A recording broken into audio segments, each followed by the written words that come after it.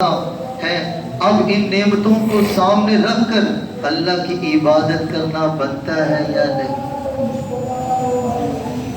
آپ علیہ السلام کی زندگی کو اٹھائیں، آپ نے ایک ایک پل ہمیں بتایا ہے کہ زندگی کیسے گزارنی ہے۔ دیکھیں دنیا کے اندر بہت سارے طبقات ہیں، ان سب طبقات میں سے مقدس طبقہ پیغمبروں کا ہے، اور پیغمبر بھی موت سے دوچار ہوئے۔ موت برحق، کوئی بھی مذہب موت کا انکاری نہیں، لیکن ہم کیا ہے موت کو خود دعوت دیں، یہ مناسب نہیں۔ ایسے امراض کا انتخاب کریں اپنے لیے، یہ مناسب نہیں۔ آپ علیہ السلام نے ہمیں کیا دنیا کے اندر پل گزارنے کا ڈھنگ سکھایا۔ آپ علیہ السلام جب رات کے تیسرے پہر اٹھتے تھے، کہتے ہیں حدیث میں لکھا ہے شیطان جب انسان سوتا ہے، شیطان 3 گرے لگاتا ہے اس کے اوپر۔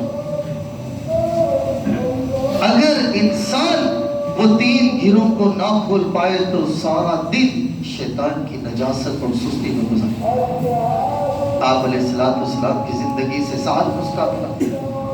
آپ جب تیسرے پہر اٹھتے تھے، سب سے پہلے اٹھنے کی دعا الحمدللہ دعا پڑھا کرتے تھے، وہ پہلی گرہ کھل گئی۔ آج ہمارا اٹھنا دیکھیں، ہم اپنے کمر کے نیچے سے موبائل نکال رہے ہوتے ہیں، موبائل کو دیکھ رہے ہوتے ہیں۔ ہمارے نبی نے یہ زندگی کا ڈھنگ سکھایا، نعمتوں کا حق ادا کرنا سکھایا۔ آپ دعا پڑھا کرتے تھے، پہلی گرہ کھل گئی۔ پھر کیا ہے، آپ کیا ہے مسواک فرمایا کرتے تھے، 70 فوائد مسواک کے۔ آج ہم اپنی جیبوں کو ٹٹول کے دیکھیں، ہماری جیبوں میں مسواک ہے۔ ان فوائد میں سے ایک فائدہ بڑا یہ بھی ہے، انسان کو مرتے وقت کلمہ نصیب ہو۔ آپ مسواک فرمایا کرتے تھے۔ دوسری گرہ کھل گئی۔ نمبر 3، آپ وضو فرمایا کرتے تھے۔ وضو نماز کے لیے شرط ہے۔ حدیث میں لکھا ہے دنیا میں صحابہ کے حوالے سے کہ دنیا میں محتمم بے شان چیز اگر ہمارے نزدیک ہے تو وہ نماز ہے۔ دنیا اور دنیا کے اندر جو کچھ ہے اس سے کہیں گنا بہتر 2 رکعت نماز ہے۔ آپ کیا وضو فرما کے نماز پڑھا کرتے تھے تہجد کی۔ دنیا اور جو کچھ دنیا کے اندر اس سے کہیں گنا زیادہ دولت مل گئی اس کو جس نے 2 رکعت نماز پڑھی۔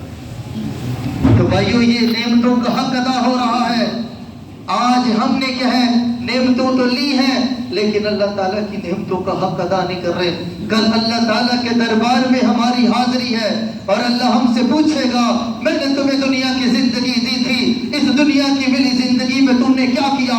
کہنے والے نے کیا خوب کہا ہے، ملی تھی دنیا کی زندگی عبادت کے لیے، پر وقت بیت رہا ہے کاغذ کے ٹکڑے کمانے کے لیے۔ نہ کفن میں جیب ہے، نہ قبر میں الماری ہے، کمال تو کمال منکر نکیر بھی رشوت نہیں ہے۔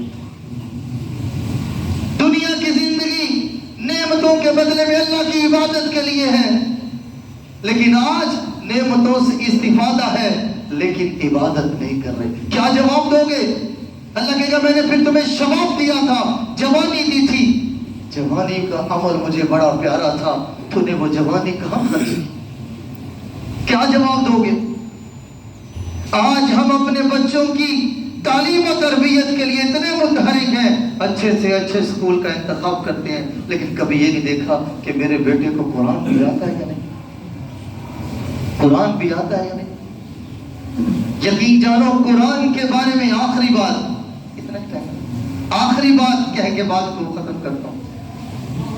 جامعہ مسجد گول غلام احمد آباد، یہاں پہ مفتی حسن صاحب دامت برکاتہ ملالیہ رائے گڑھ والے تشریف ہے، تو باتوں میں انہوں نے قرآن کے حوالے سے ایک بات کہی، کہنے لگے ایک صفت اللہ کی صفات میں سے ایک صفت اللہ کی ایسی ہے جو اس کے بندوں میں ہو بہو ہے۔ ایک صفت اللہ کی ایسی جو اس کے بندوں میں ہو بہو ہے۔ سب چکنے ہوگی اللہ کی सिर्फ बंदों में खुदा वैसे हज़रत ने फरमाया वो कलाम पाक है।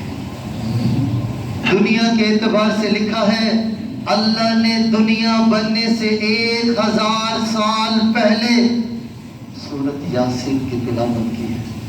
आज वही सूरत यासीन हमारे पास है, यासीन वल कुरानिल हकीम, लेकिन अफसोस पढ़ते नहीं। तो भाइयों दोस्तों, क्या कुरान की तिलावत किया करो, अपनी जुबानों को कुरान से रत्बुल लिसान रखा करो, अपने बच्चों को कुरान की तालीम दिलवाओ। तो कहते ना अंग्रेजी तो इतनी पढ़ ली, साहब अंग्रेज को तो पढ़ सकते हैं मगर कुरान इतना नहीं पढ़ा, बाप मर जाए बेटा जनाजा पढ़। आज स्कूलों में जाएं उर्दू नहीं आ रही, तर्जुमातुल कुरान मजमून है उनका वो नहीं आ रहा, इंग्लिश में हैंड राइटिंग भी अच्छी है, कलाम भी अच्छा है। मुबादत नहीं है इंग्लिश नहीं, पढ़ाओ लेकिन साथ में कुरान सिखाओ। आप उर्दू की किताबों को उठा को देखो, मुसन्निफीन की जिंदगी को देखो, इब्तदाई तालीम घर में पढ़ते थे और उनकी इब्तदाई तालीम में कुरान और फारसी की तालीम हुआ करती थी। आज हमारी इब्तदाई तालीम में अव्वल आखिर अंग्रेजी है। इसलिए भाई अल्लाह ताला की मिली हुई जिंदगी को गनीमत जानो। अभी हमारे पास सांसें हैं। शेख सादी रहमहुल्लाह फरमाते हैं, कहते हैं कि जब कोई मर जाता है तो उन्होंने फरमाया कि मरने वाले की वजह से अल्लाह जिंदा रहने वाले पर एहसान फरमाते हैं।